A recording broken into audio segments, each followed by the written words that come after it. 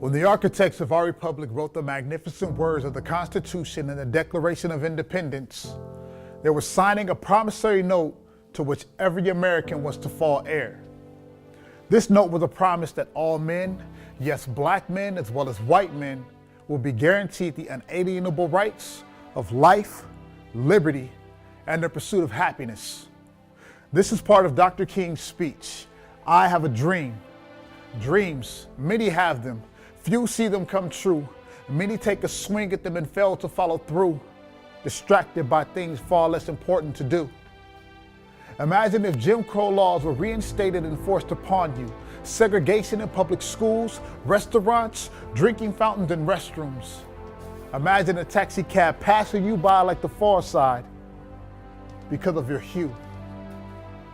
Actually, this is reality because in New York, they still do.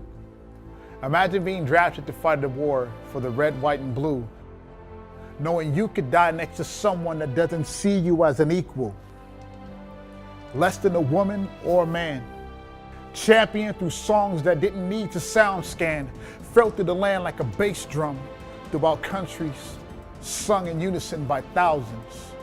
We shall overcome. We shall overcome. Walk or stand with me, declare boldly in every city, you will hear me. For civil rights fought many, Mahalia Jackson to Harry Belafonte. The LGBT now has Macklemore, Jay-Z, and Beyonce.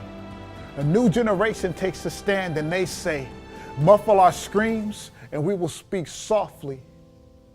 Then turn our radio up loud and let our freedom song play.